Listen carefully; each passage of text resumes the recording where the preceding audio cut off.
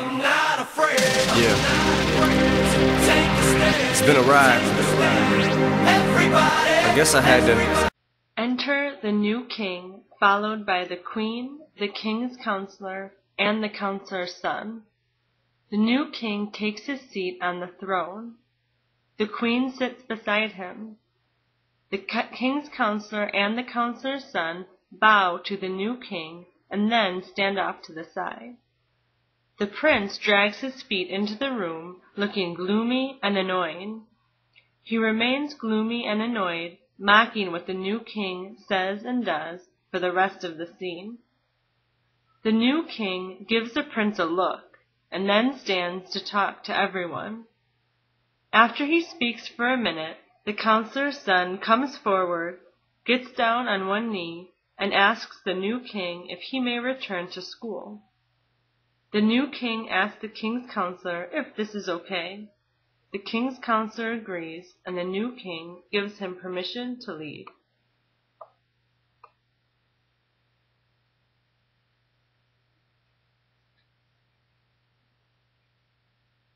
The queen looks concerned as the prince comes forward and asks the new king for permission to go back to school as well. The new king thinks about it for a second and then tells the prince that he cannot go to school and must remain in the castle. Everyone exits except the prince, who is left alone on stage, looking angry and annoyed. To get to this one. Now some of you. The prince stands on the stage, alone, looking angry and annoyed. Enter guards 1, 2, and 3, and the young scholar. Guards 1, 2, and 3 each approach the prince and greet him. The young scholar approaches the prince to share some strange news with him. While the guards watch with curiosity, the young scholar explains that for the past few nights they have all seen a ghost who looks like the prince's dead father. The young scholar also says that they have tried to speak to it, but it will not speak to them. The prince seems a little scared, but very interested to see this ghost for himself.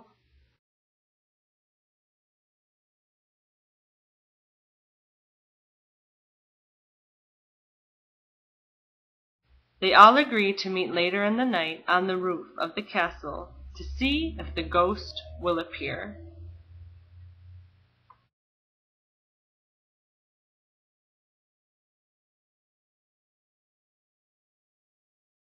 Might still be in that place if you're trying to get out.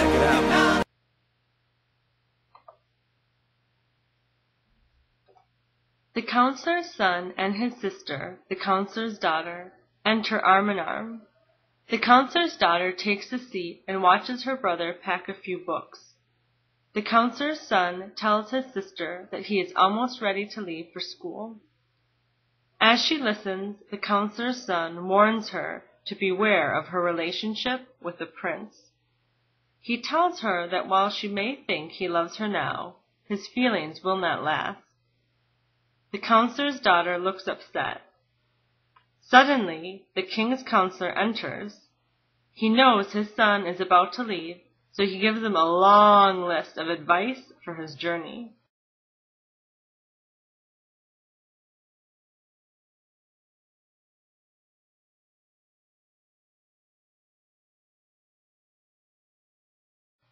The counselor's son, not really wanting to listen to his father any longer, hugs the councilman's daughter goodbye and leaves the room.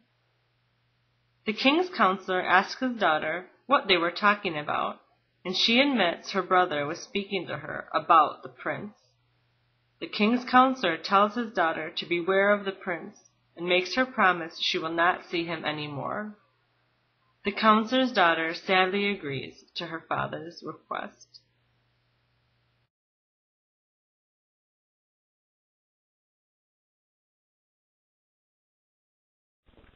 What I set out to be, without a doubt, undoubtedly. And all those who look down on me, I'm tearing down your back. Enter guard 1, 2, 3, the young scholar, and the prince. It is a cold night, so they bundle themselves up and seem to be looking around for something. Suddenly, the ghost appears on the stage. They are all frightened. Slowly, the ghost looks at the prince and signals for him to follow, then exits. The prince goes to follow the ghost, but guards 1, 2, 3, and the young scholar try to stop him. The prince gets very angry and yells at all of them to stay away. He says he must follow the ghost to see what it wants to tell him. Guards 1, 2, 3, and the young scholar stay off to the side as the prince goes to meet the ghost. The prince looks around for a minute, thinking the ghost has left. But suddenly, it appears in front of him. The prince is a little frightened, but listens to the ghost.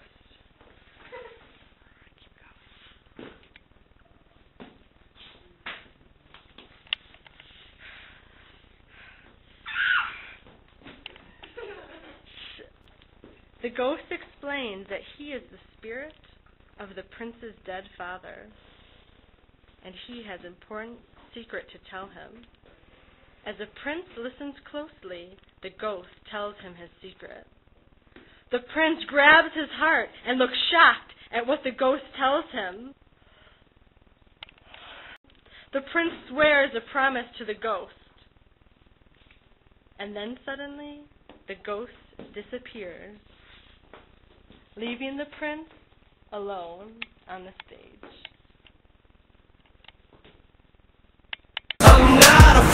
I'm not afraid to take a stand. Enter the king and queen, arm in arm. The king sits in his throne facing the stage, and the queen follows. Behind the curtain, Hamlet whispers to the actors. Hamlet exits off the stage and sits next to the queen. Enter actors 1, 2, and 3 on stage. One actor pretends he is king. Another actor pretends he is his brother. The brother kills the king and marries his wife.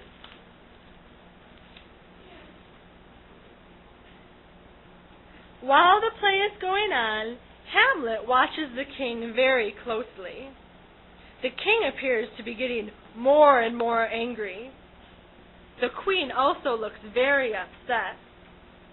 Before the play is finished, the king storms out of the room, looking very angry. Everybody, come take my hand, come take my... Hamlet enters the room where Gertrude is pacing back and forth. They start to talk, and Gertrude yells at Hamlet for planning the play showing Claudius killing his father, the late King Hamlet. In turn, Hamlet argues that Gertrude was part of the plan to kill his father. They argue back and forth for a while. Enter the ghost. The ghost says something to Hamlet, and Hamlet responds.